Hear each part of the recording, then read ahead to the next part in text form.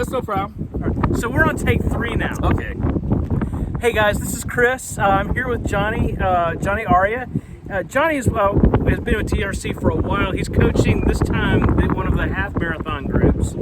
And Johnny's wife, Kathy, was my first coach in DRC. I asked Johnny to be here with us today because our first hill workout is coming up this coming Tuesday. And so Johnny set up the workout that Kathy taught us, and I figured Johnny's here. Why don't I get Johnny to tell you what we're doing? So there's actually some strategy to running a hill. It's not just seeing a hill and swearing and just getting through it. No, actually, there's a lot of that. But the hill's actually your friend. It does make you stronger, but the way how you pick a friend is the key thing. Okay, let's talk about traditional hill running when we actually attack and run up a hill. The first one is you run real hard up the hill, and when you clear the hill, you take it nice and easy down there. The other one that everybody likes to use is even effort all the way up. When you get to the apex, you take it nice and even all the way down also. And the other one is you start and run up the hill nice and easy and slow. So when you clear the top, or when you reach the apex, you run hard down and voila, you just clear the hill. But most of the time, it's actually a combination of 3. We start off hard, then we realize, hey, it's not sustainable. Then we slow down. Then most of the time, we're like halfway or third way there, and we're struggling. You know, it turns out to be when you do hill training, traditionally past, it's all about guts and glory. But guts and glory is nice, but we want something that's measurable, especially when we're talking about adaptation, if we're actually doing real good. And also, hill workouts should actually complement a segment of your running where it incorporates that, so you will get better technically too. So with that, all right, get started. Great. Well, so when I got here, you were setting up some cones, and I'm going to turn this around so that we can see you, and so kind of show us what you do. We're here at the UTD parking lot. The soccer fields are right behind Johnny there. The hurricane's over there. And the hurricane is behind me. Let me see if I can turn this around. I think I'm just going to have to do it this way. Okay, yeah, all right. No problem. Yeah. All right, let's talk about hill running. The way I approach hill, I ran hills before many times, and I realized that there got to be a better way to do hill running and also a better way to measure if actually I'm progressing real well. So what I decided to do is, you know what, let's take a hill. A hill is anything like 15 degrees and higher. And usually a typical hill that we like to train at is about the length of a city block. So we're in the parking lot, so we don't have a real length of city block, but teaching the mechanics of approach a hill is pretty much the same. So this right here is real good. Now, the thing about running hill is about being exhausted in hill. You're gonna get exhausted in the hill because of heart rate, core temperature, right? Those 3 way of running a hill that traditional people run, here's what's going to happen. You're running up the hill, and here's the top, right? So you're running real hard. Here's where the diversion hits. This is when your heart rate, core temperature is maxed out. So what happens is you're maxed out right here, maybe just like a third of the way. And if you try to push maximum effort before you try to clear the hill, you're increasing heart rate, core temperature, and breathing. So by the time you apex, you're still lost in the sauce. Now, let's talk about even effort. Even effort, we get a little bit further, right? Heart rate, core temperature is beating real hard, but also you got the pull of gravity. Also, you get a little bit better. Boom, right here. Then from here, maybe you're at the halfway point, and you struggle all the way up. Get to the apex. You can't recover to regular race pace, and you get lost in the sauce and try to recover like 2 or 3 miles. Now, a combo of both. This was real good. You know, you start off, boom. Diverge, and you wobble. That's what I'm talking about when your heart rate, core temperature is starting to max out, but it max out differently for everybody. But you still got a lot of hill to climb, so still climbing, and struggling until you reach the apex. Now, out of all the 3 techniques, what's going to happen is you're going to get tired. You're going to get tired. You're going to max out heart rate, core temperature, and breathing. Those are 3 things that I try to find that's visually. You could let's go back to. So the thing is to understand when you do hill running, especially if you're a beginner, is in the hill, you're gonna die out there in the hill. You can die somewhere in the hill, but the key thing is you gotta pick where you're gonna get exhausted in the hill. Right. But at the same time, this is training. You gotta get technical about it. So the thing is, the way how I approach running, it also complements running. Now, if you pan over here, the very furthest cone, that's gonna be called the apex of the hill. Okay. The second cone is the halfway mark. And from halfway mark to here is a quarter. And what we're gonna do is begin all the way down there. I see. Yeah. The reason why we break up the reason why we break the hills up in quarters is because remember, we're gonna max out heart rate, core temperature, and breathing. But we get to pick where we can get exhausted at, and the rest of the hill we can use as training and as a form of measuring adaptation. So what we're gonna do is start off the base of the hill and run as hard as we can. About 85 to 90%, almost at max, but I hate to say max. People get nervous, so 85 to 90% or whatever your fastest comfortable is.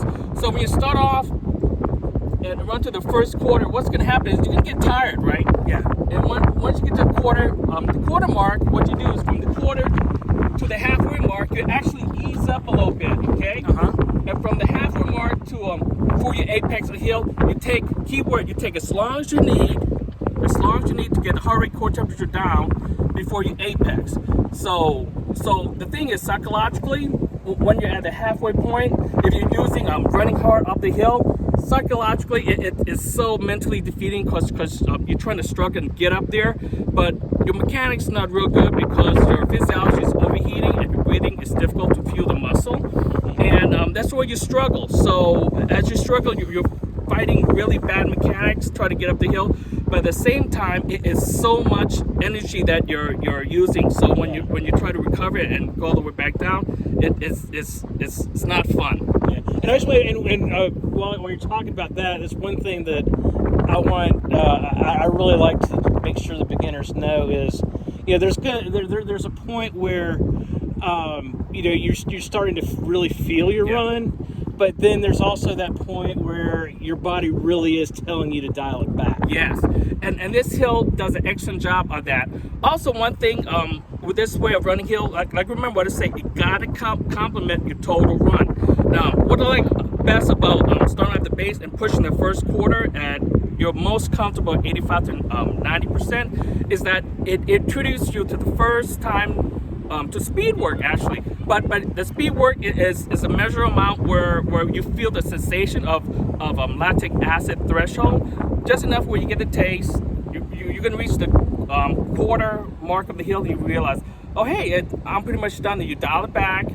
Then when you get to the halfway mark, you decide, hey, I got all this rest of the hill to relax. What it does is you try to get your heart rate, core temperature, breathing down, but at the same time, psychologically, you're not afraid of the hill no more. And also, when you do 2 hills, 3 hill, 4 hill, 5 hill, the quarter never, ever, ever change. A lot of people think, well, you just move the quarter up so you get better. No.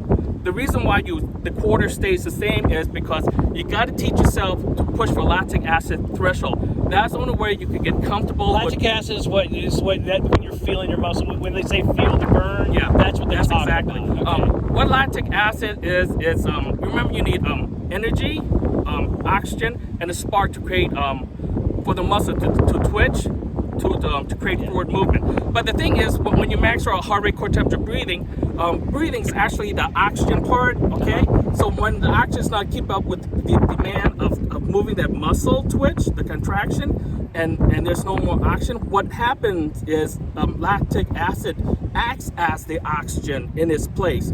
So that's why it works, but it doesn't work real good. That's why you get that sensation of that burn, You're still moving, but that burn is telling you, hey, it's a safety mechanism that we have to say, hey, slow down. But we got to get used to and be comfortable with the lactic acid threshold. Why the distance of the quarter never change is because when you run the first quarter and the quarter again and again, what it teaches you is to experience the first sensation of lactic threshold, but at the same time, the distance is the same where when you do repeat the second time, you're hitting the hill again and you get comfortable with lactic acid threshold. The first time you feel pain, and you have a measurement when you come back, and you know how much, when and where the pain is going to be increased.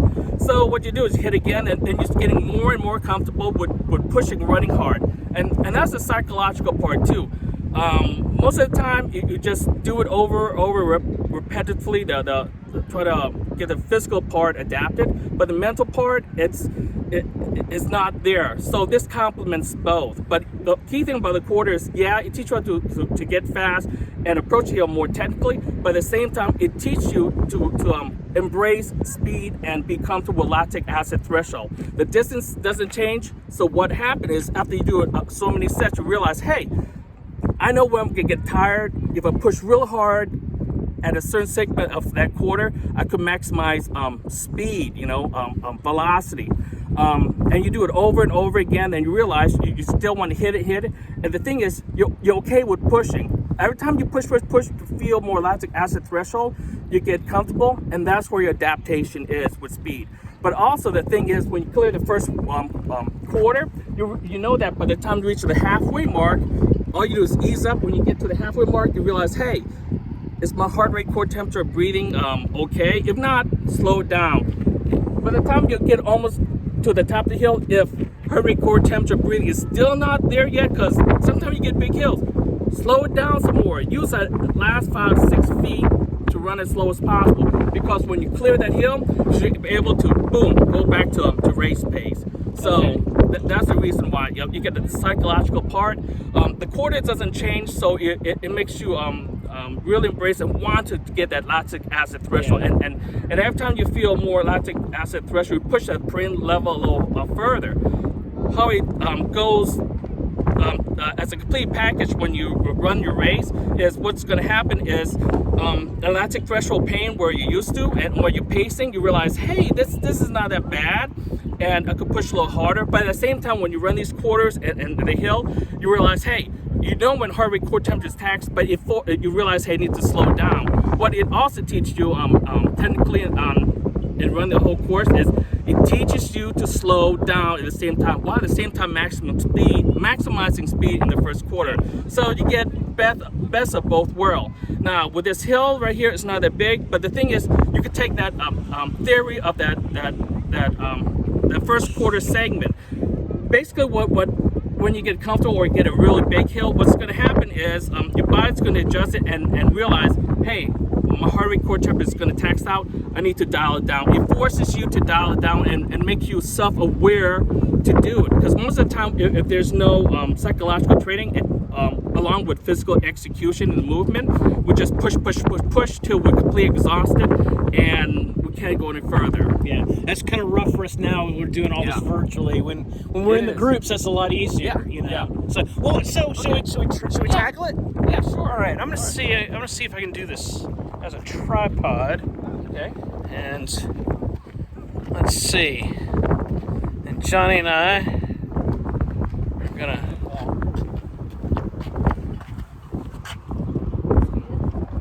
Ooh, okay. Rock. There we go. You got it? No, yeah, the rock. Let's try the rock. Okay, let's try the rock here.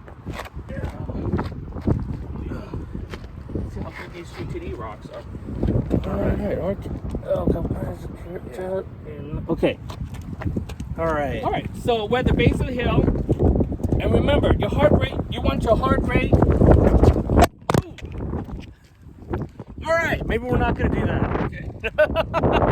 You just hold it. Yeah, I'm just gonna hold it. I'm gonna take it out of this, and I'll just kind of run with it in my hand. Okay. Or So- to run it, and then you could run it next. So this way. Well, I'll tell you what. Yeah. Why don't you? I'm gonna do what you said. And why don't you, as I do this, you narrate it. Okay. And so what I'm gonna try to do is I'm gonna gun it to the yellow. Yes. Then I'm gonna dial it back some Yeah, to you the ease up to the halfway mark. and then and then I'm in kind of a recovery Yes. zone. Yes. So from the halfway mark to before you apex the hill takes long as you want to get the heart rate, core temperature down. Yeah. Okay. All right. All right. So and At your most comfortable, fast. Set. Go. Push. Push. There we go. Ease up. Now you're at the halfway mark. Ease up some more. Get the heart rate down. Slower. Get it down. There we go. All right, turn around and come back. The good thing about doing this way is once you recover at the top of the hill, have your heart rate, core temperature back to like before you enter the hill. The cycle of doing this exercise and running here this way is very, the key word is very, very sustainable. And that's one thing that's hard to grasp or try to do when we do hill running is actually predict sustainability. So like Chris just did, but Chris, when you did the first quarter real hard, you felt the sensation of having used up all your oxygen, so lactic acid replaced the oxygen component, and you feel the burn. I really felt not having warmed up. Yeah, which is fine. Yeah. But the thing is, you realize that when you hit that quarter, you realize, hey, if I ran some more, it's gonna hurt, Yeah. But so from the quarter to the halfway mark, and try to recover and get the heart rate down, get to the top and come back. Your heart rate should be just right where it is before you start it, and this way you could hit it. Now, see where I am now. Yeah, I just got up to 139, which is that's what it just measured a minute ago, which is that's about where. Okay. That's my tempo pace. Oh, cool. Yeah. Okay, that was your first one. The thing is, when you do 2 or 3 of these, and when you hit these, but when Chris does the second one, he's going to realize and have knowledge that, hey, I know exactly when I'm going to get overwhelmed, Mm-hmm. and that's the key thing. So he does it the second time. I'm not going to let you do it all the time. And by the time he gets around to do the third or fourth, fifth step, he technically have technical knowledge of measuring what lactic threshold pain for him as an individual is at this hill. Yeah. So y'all don't panic. We've only got 2 sets for Tuesday. Yeah, it's fine. But the hill, the thing is, the hill could be way bigger than this. But you try to imagine the quarter. The thing is, when you do enough of these short distance quarter, you realize that it's not about hill workout anymore, but what it turns out to be is understanding when to slow down when before everything becomes overwhelming. And a lot of the time we don't have that knowledge, and we just keep pushing, get exhausted, or worse, get injured, and we do not continue training and feel real bad because we didn't complete it, or hit our target race. So this helps prevent that a lot, because it teaches you to slow down. It also teaches you what maximum lactic threshold pains feel like, but at the same time, it's controllable throughout the whole hill. So. Okay, great. Any question? No. Let's watch the master do it. I'm not a master. Okay. All right. So, You are today. Okay. So here we go. We're going to start and hit a first square at my comfortable, let's say 90%. Okay. All right, go. Yeah, there it is. There it is. Okay. Just bringing the heart rate down as you get to the top, because that way you can really take off down and it feels good, right? All right.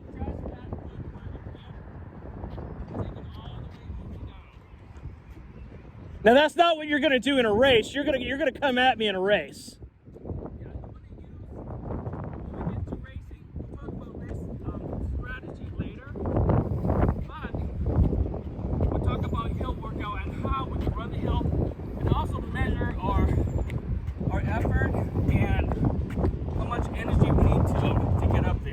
Okay. All right. Cool. All right, and so that's how our hill workouts usually go. So we've got our first one will be on Tuesday. Find a hill in your neighborhood. I'm going to post in the comments some of the places that I like to run. Flagpole Hill is a really good one. I'll put on there a little map of where. What is the name of that street that we use behind the Exxon? Northcliffe. By the bathhouse, right? Well, okay, so I do that. I come down there, but when we went when we go from the clubhouse down behind that little Exxon off Easton. Oh yeah. Sure something, I think. Yeah, I'll That's put a hell of a hill. Okay. Real quick before we end this video, a lot of questions that typical people ask is, hey, that's an easy hill, but I have a long, big hill, right? Mm-hmm. Or if you run in a more formal setting where you do traditional hill training, the hill is bigger than this, and the quarter is pretty astronomical. But Yeah. the key thing is, if you train by yourself, this is why the way how we run this, the way we do, is so beneficial for virtual running. Because instead of with the group setting, it's just you, and you can be comfortable running by yourself. Now the thing is, let's take a hill that's a quarter mile long, right? Okay. When you do hill training, let's say you do 2 sets of hill, there is nothing wrong with breaking that hill up into a half and taking that half and break it up into quarters. So you don't run the full length of the hill, just the first quarter where it's like the length of a city block. That's all you need. Yeah. But the thing is, let's say you have traditional, wherever you run, it's a big hill, and you want to say, hey, I want to do 2 hills there.